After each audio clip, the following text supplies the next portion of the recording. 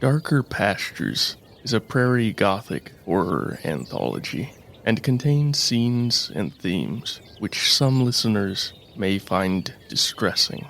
For specific content warnings, please always be sure to check the episode notes and listen at your own discretion. Thank you for tuning in. I hope you enjoy today's humbly hideous offering.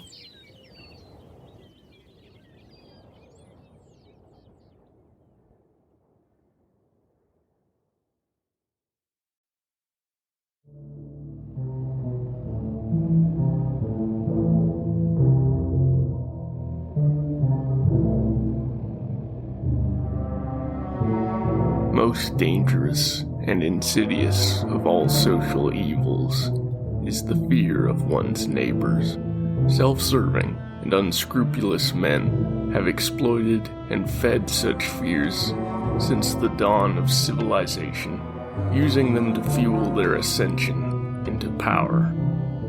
But such sentiments and the movements born of them are unpredictable, and those who seek to profit by pointing out both easy scapegoats and sinister bogeymen can suddenly find themselves on the receiving end of that suspicion and anger, and perhaps also that of a knife, rope, gun, or gas chamber. If only such horror resided solely within these darker pastures.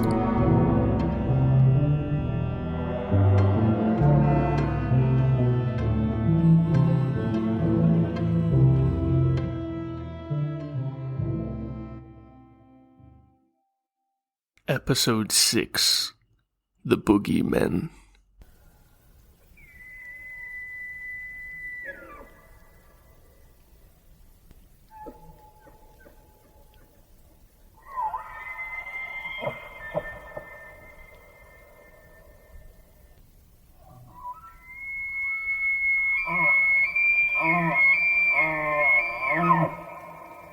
Dee Dee knows at once that the bags are wrong.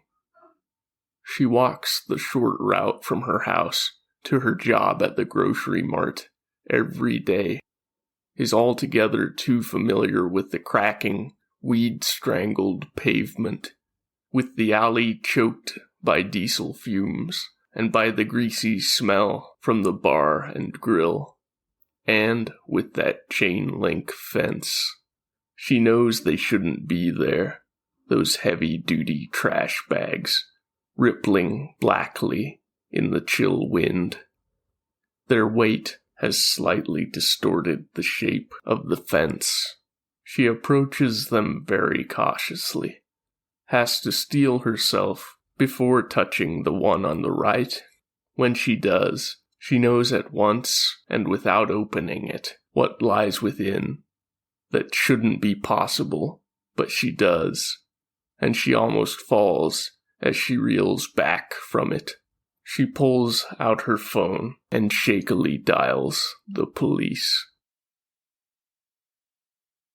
The wind comes out of the west, from the sere and frigid mountains, and Clement wishes he'd brought a warmer jacket as he rides out into the pasture. His age is beginning to tell, and he doesn't handle the cold as well as he once did, feels it settle deep into his bones and joints. Winter hasn't even truly come, not yet, and he dreads when it will. A light snowfall blankets the short grass prairie, barely more than a dusting, a mere taste of what's to come. Clement rides along the old and weathered barbed wire fence line, the irregular posts of ancient grayed timber, rising like a ghostly memory of the fence first set in the earth by his grandfather almost a century ago, and repaired and replaced over and over in the long years since. Clement silently thanks himself that he doesn't have far to ride, that he had the foresight to winter the cattle in the nearer pasture this year. Pastures must be rotated so that the herd doesn't graze the grass to scrub beyond the prairie's capacity to regenerate, and it doesn't always work out that they can winter in the nearer range. Clement thinks suddenly and painfully, as he sometimes does, of his ex-wife, Dee Dee. The end of their marriage had not been ugly or sudden, but had been a long breaking, a slow sundering of hearts and aspirations. But he still feels that old tug in his breastbone when he thinks of her, that dropping sensation in his stomach, and he thinks also of the son he never sees or hears from anymore, the cheerful boy that had grown into a young man so full of anger. Clement had never known exactly where that rage had come from, but sometimes, in his bleakest moments, he fears it came from him, some unknown and unlit corner of his soul that he has never dared explore or even countenance. Frosty, his snow-cap Appaloosa, snorts a long and misty breath, looking away from the fence toward the pasture's interior, and slowing his steps. Clement's brow furrows. Frosty is a sensible beast, a better friend to Clement than most men have been, and while no horse, cow, or dog thinks like a man or cares about the same things, Clement intuits that Frosty has sensed something out of place. He urges Frosty in the direction he was looking, or smelling, or listening, and rides carefully over the snow-kissed grass.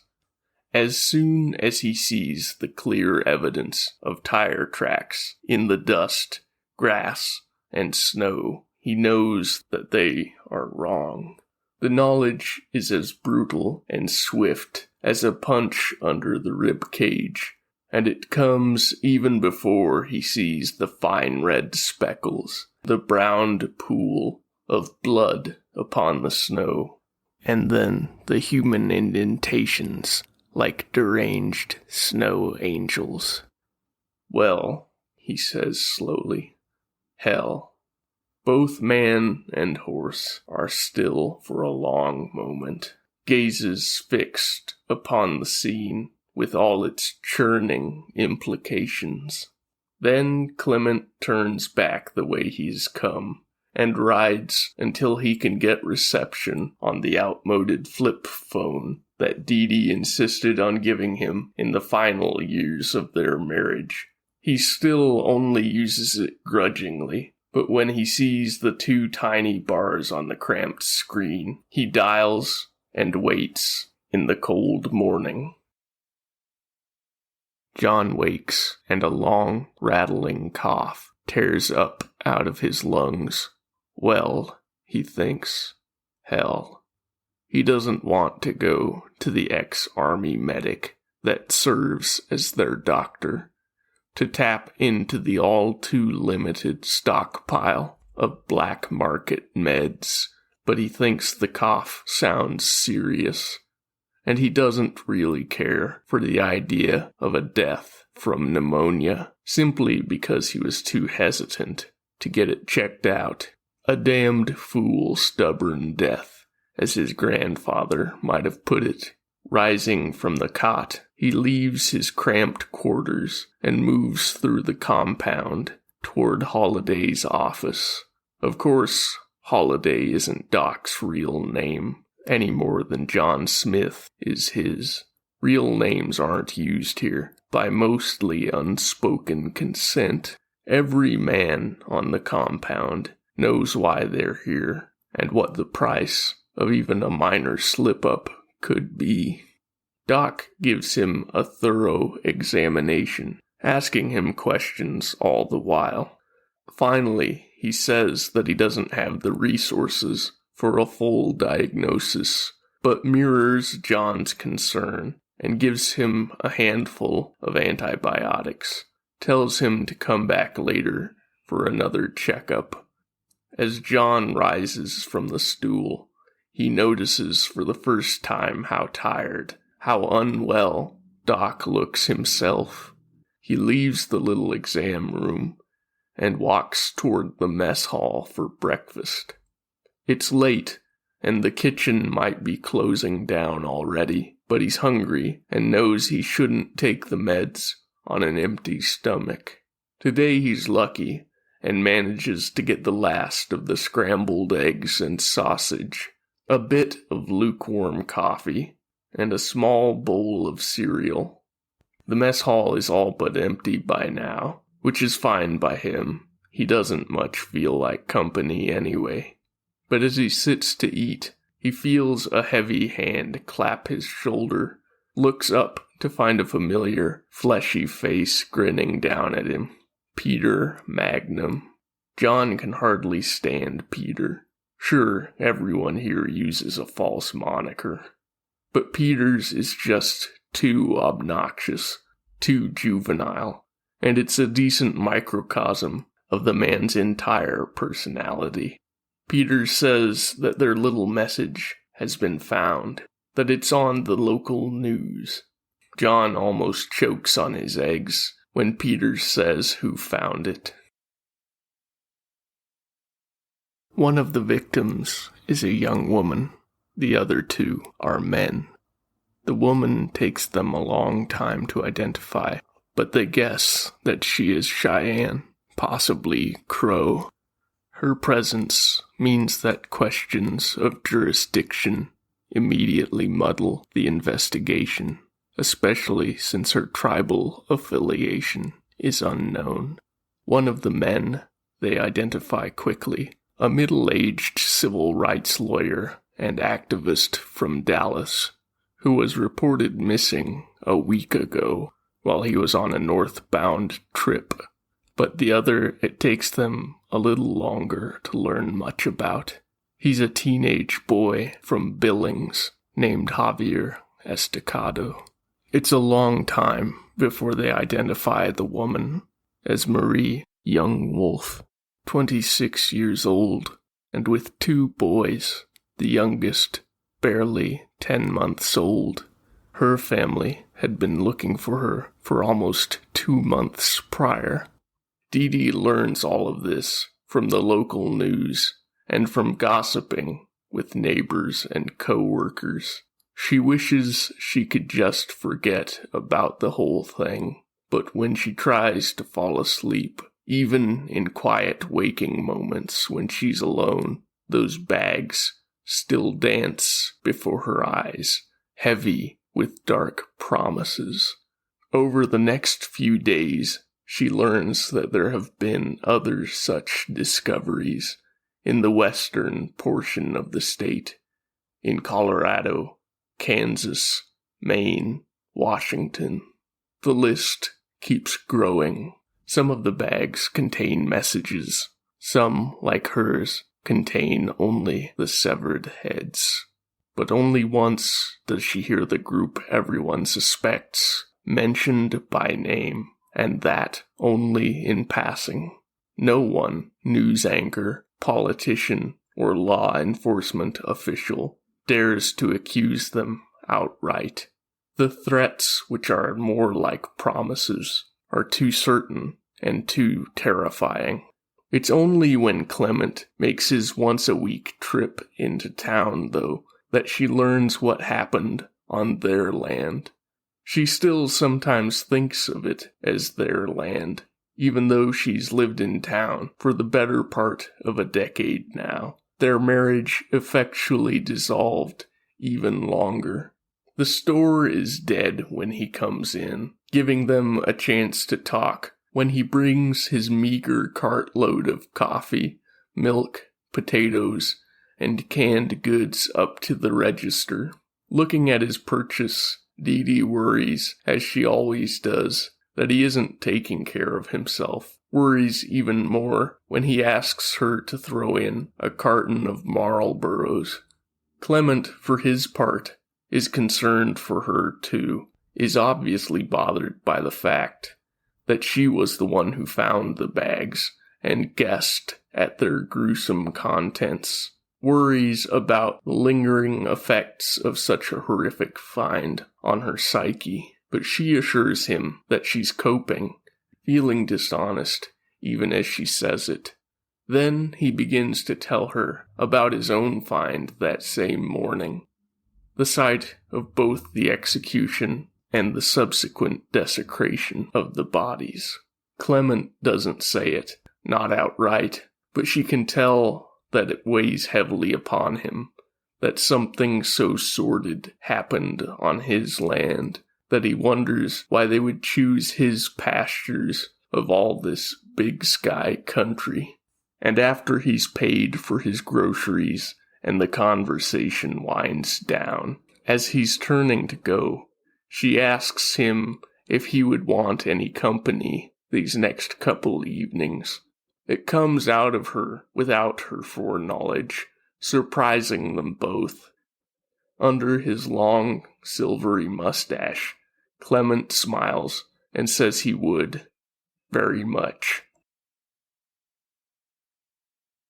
Their leader, Topher Colombo, is angry. John knows this, even though the man is smiling beatifically when they assemble.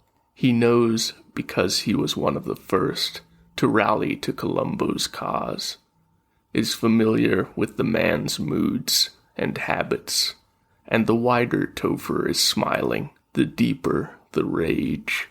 Topher begins with all of the usual sermonizing, talking about their grand mission, how they'll cleanse this country of parasites and degenerates, make it safe for real Americans once more, says that this is a divine mandate.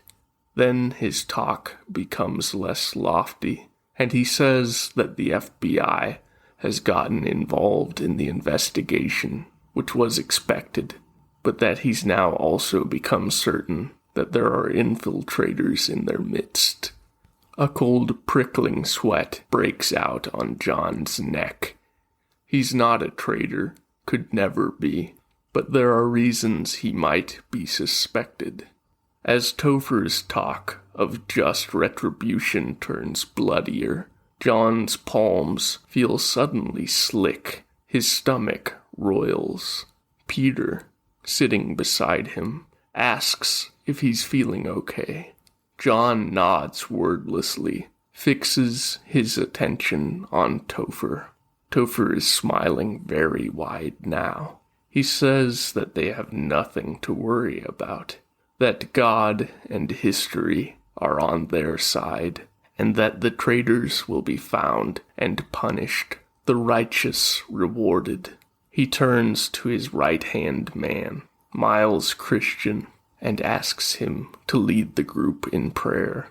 Miles, tall and muscular, with short-cropped pale blonde hair and beard, ascends to the podium and raises his annotated Bible in his right hand, his sharp bowie in the other, and intones almost musically the familiar prayer for death and destruction.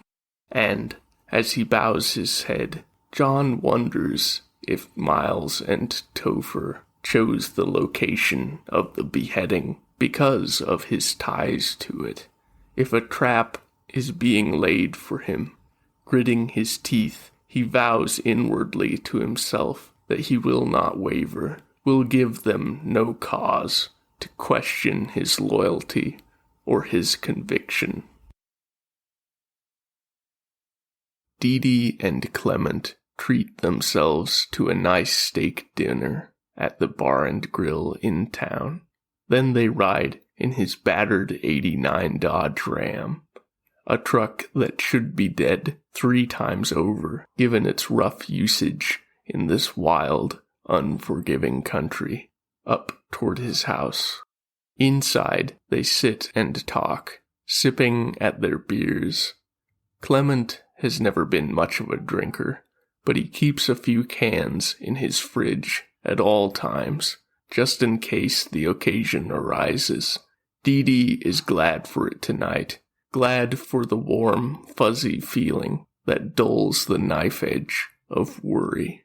Then, during a lull in the pleasant conversation, Clement suddenly says what they've both been thinking, what everyone in town has been thinking since the mutilated heads were found bagged and hanging for a stranger to stumble upon. He says that it must be the Bogeymen. She starts at the invocation of a name that some are too afraid to utter, that others will claim represents an alarmist fiction spawned by radicals, even when the terrorists signed their own hideous work. And Dee can see the tears in Clement's eyes when he says it. This man who never cries, whose all cigarette-harshened monosyllables and silent gestures, who smells of saddle leather and dusty denim, of sunlight and wind on a high hill.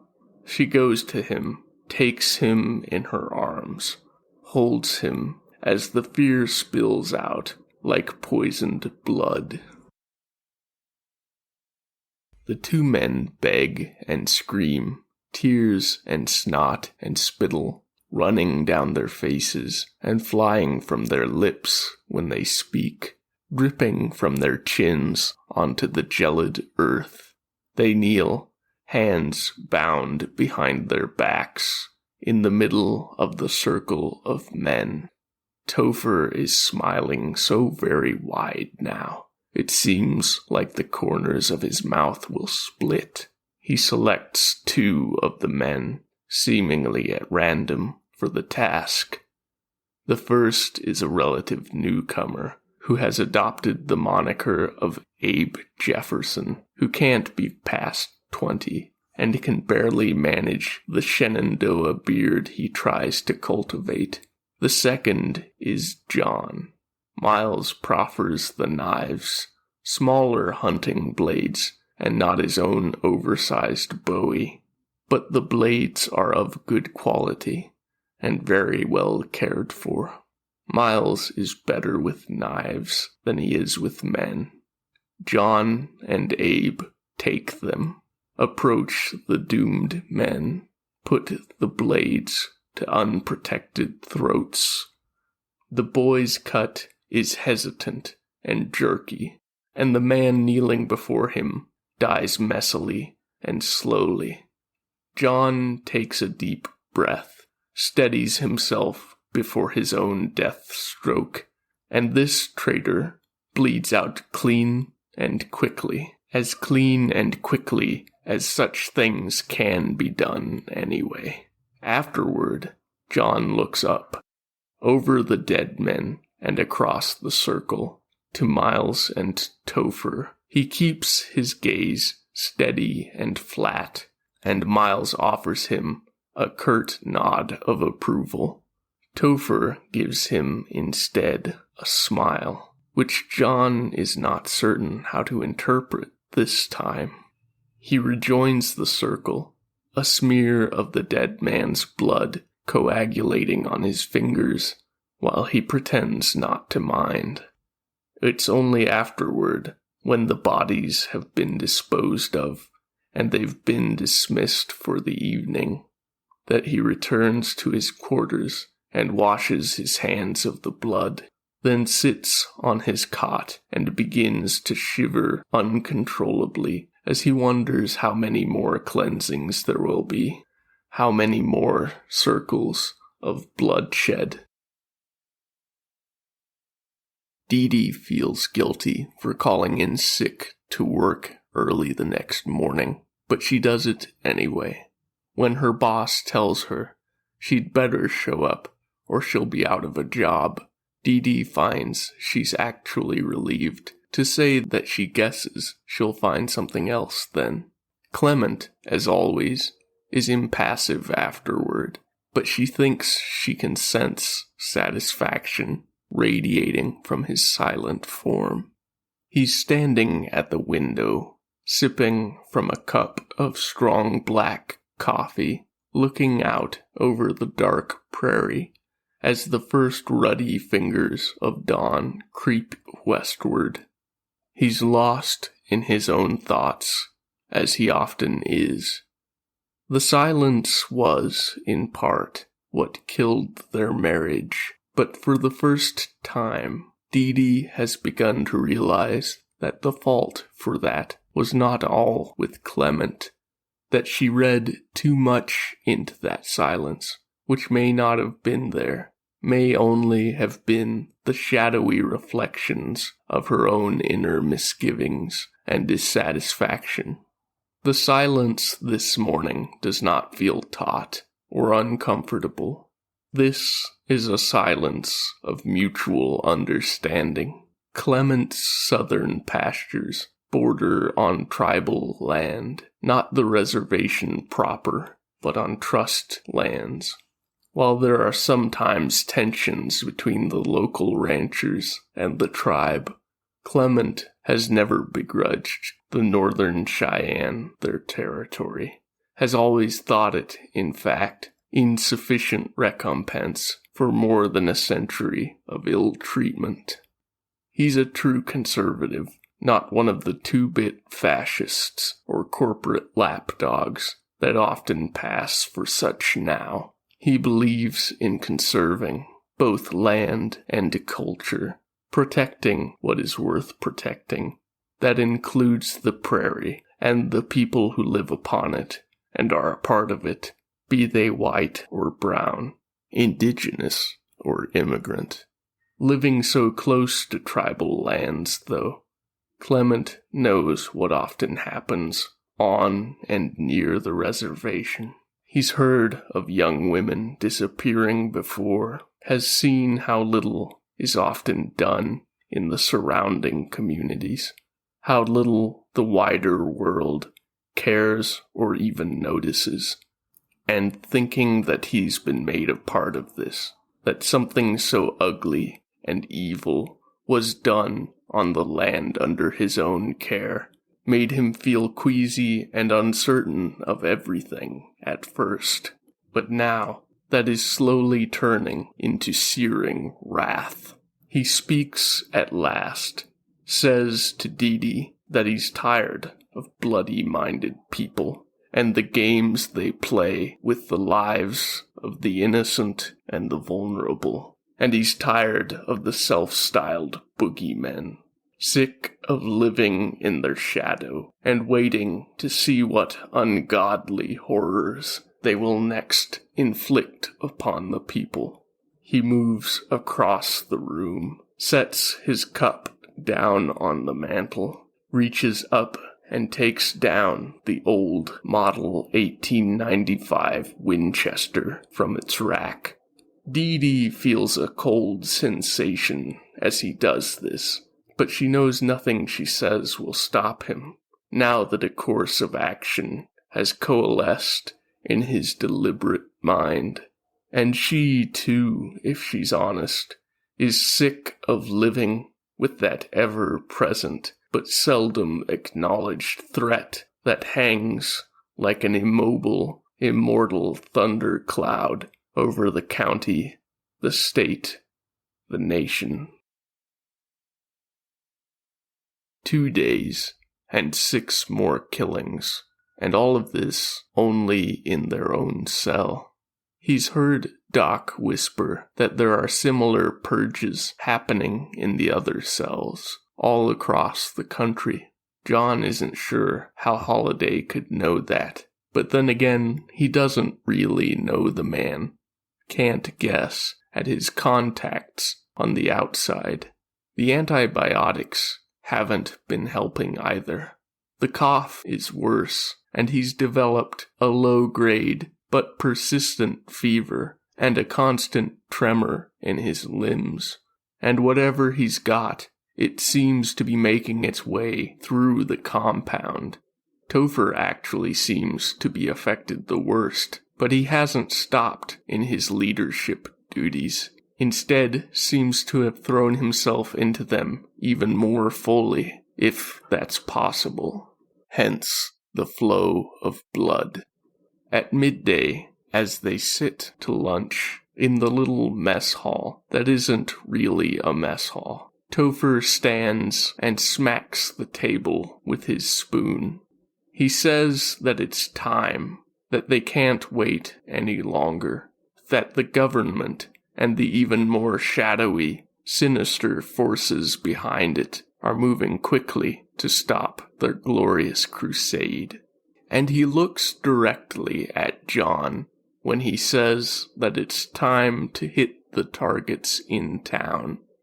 John feels like he will pitch forward into the bowl of thin chili before him, and doesn't know whether it's the illness, the meds, or Topher's words that make him feel so faint. Dee Dee waits at the old timber house on Clement's ranch with the two nieces and the nephew that often help him with the cattle ever since their son disappeared. None of them want to remain there, but Clement and his sister Lily insisted.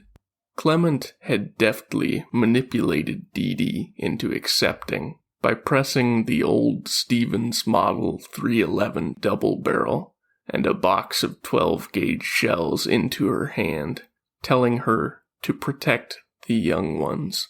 That had got her, even though she realizes now that the kids, ranging from 13 to 19, are more capable with guns than she is.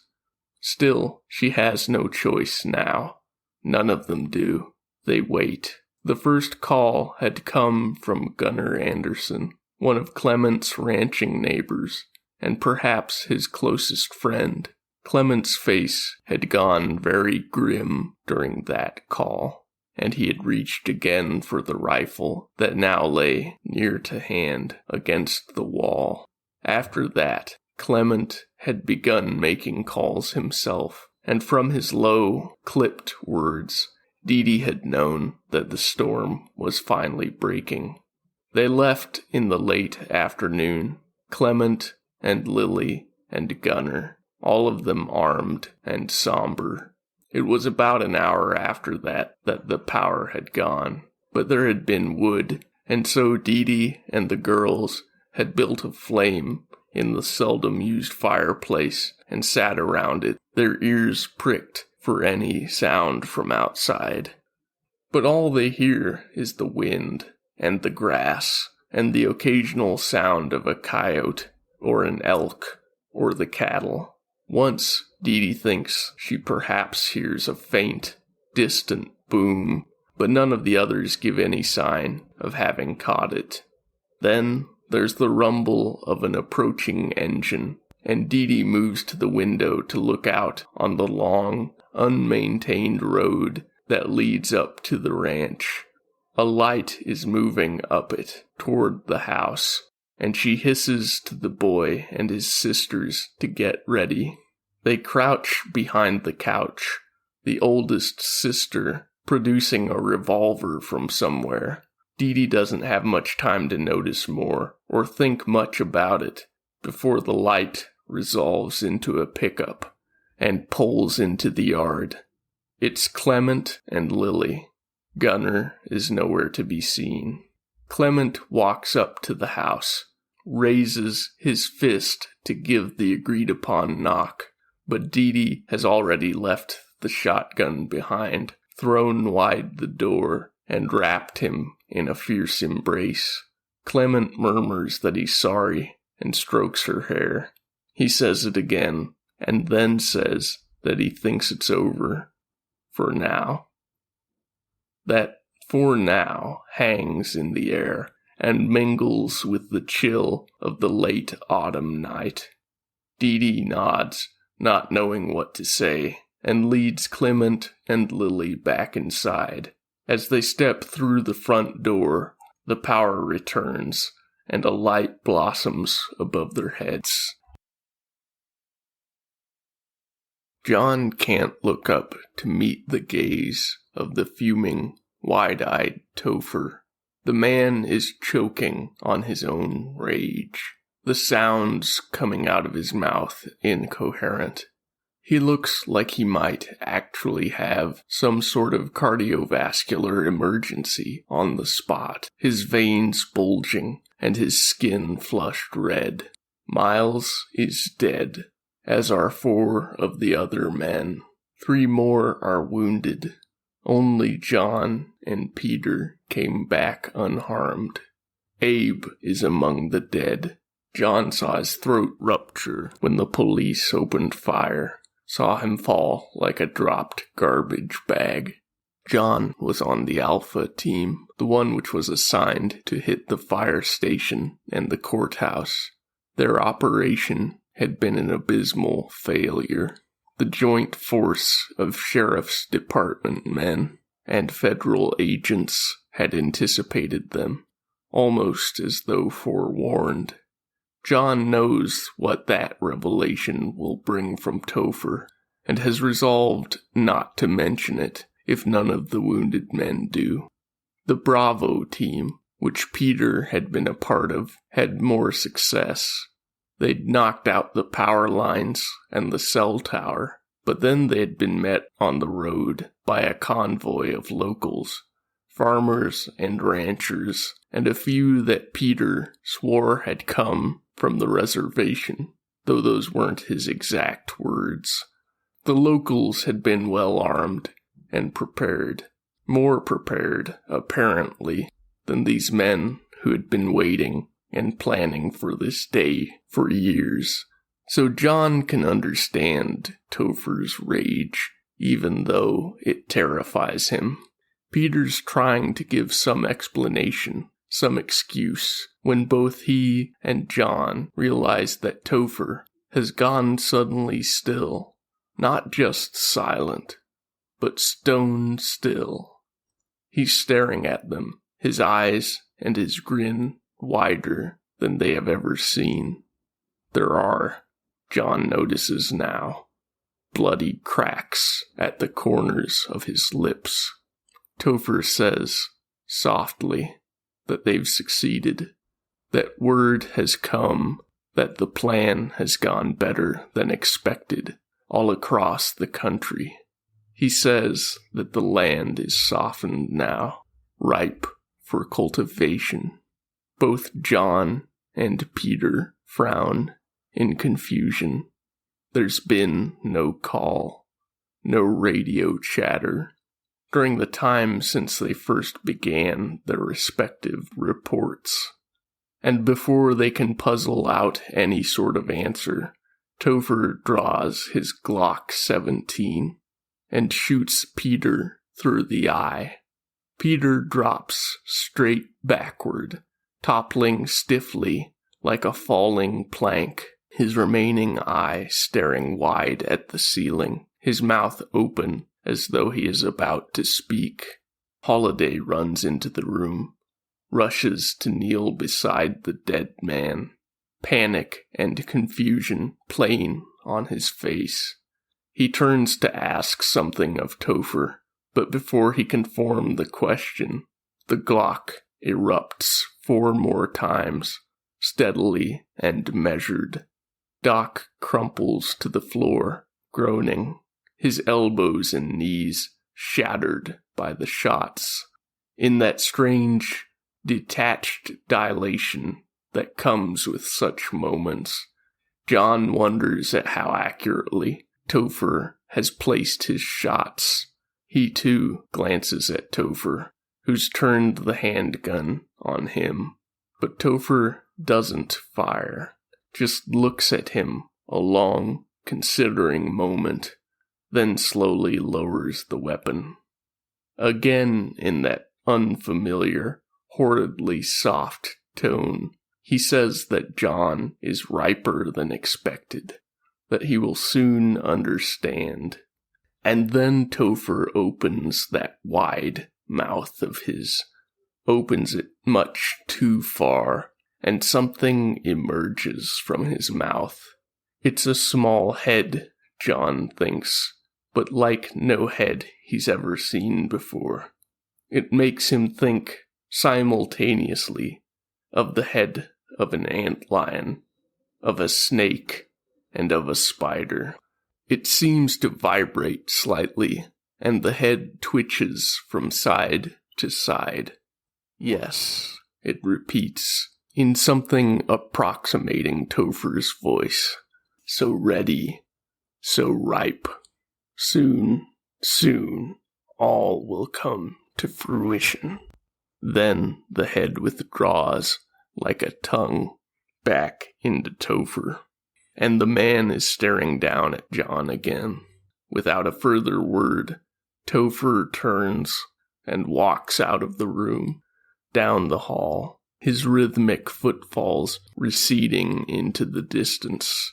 It's only in his absence that John notices Doc's groans have subsided, that the medic is no longer moving. John turns to look at him, sees another of those insectoid faces peering back at him. The first had been a dark, dull brown, but this one is off-white and looks somehow softer. "Don't be afraid," it says to him, in what is not a human voice, but somehow imitates one. "You will soon be free from fear, from pain, from doubt. You will soon be a part of the great hive." Doc's ruined body rises, the joints still bleeding, and follows that of Topher. John speaks aloud a prayer that becomes a question, that then becomes a babbling tirade. He asks what's happening, why it's happening, what will become of him. Then he murmurs that he just wants to go home, that he wants to forget all of it. He remembers riding across the range with his father, remembers his clean, working smell, the way the sunlight falls over the grass. He remembers his mother, who for so long he's blamed for breaking the family and for ruining his life. Remembers her smile and her gently keen insight, the sound of her voice when she sang in the mornings, high and clear and somehow both fragile and strong. And he wonders why this was never enough, why he wanted more, why he was so angry that he didn't get it. "Please," he breathes, looking up at the ceiling, "please let me take it all back. Let me try again." There is no answer. And then there is something else, the sensation of movement within him. A long, wet cough rips out of him, and when he pulls his hand from his mouth, it's spattered with tiny flecks of blood and with something darker. That's when he knows that one of the things is inside him too. Knows it absolutely. One has been inside Topher from the start, he guesses, slowly gestating, slowly taking control. Perhaps there has been one in all of them, or perhaps only a select few. Perhaps it was the cause of the sickness that ran through the compound, this strange infection. Or perhaps the medications they took were disguised seeds or eggs. Or perhaps, John thinks wildly, it was nothing of the sort.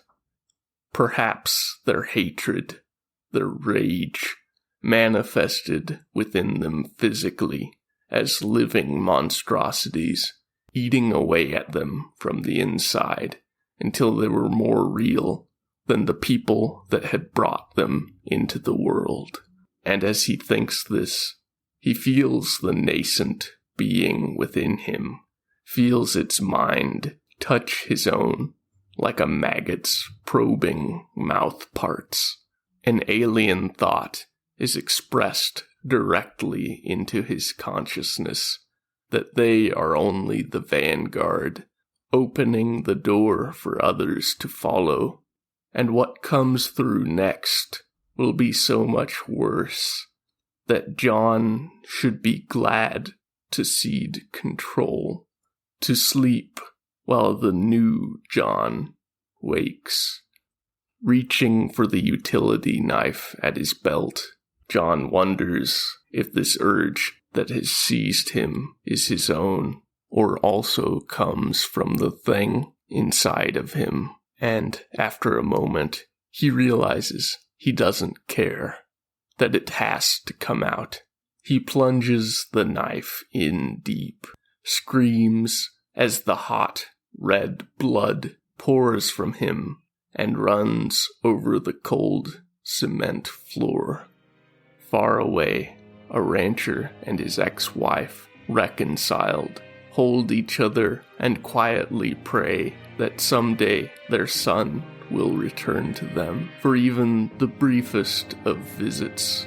And they pray that the country will heal, that those who hunger for violence and ruin will soon be thwarted. They do not hear the insectile humming that infuses the night air like a funeral dirge, like the rumble of an opening volcanic fissure. They do not know, not yet, that the time to stop what is coming passed long ago.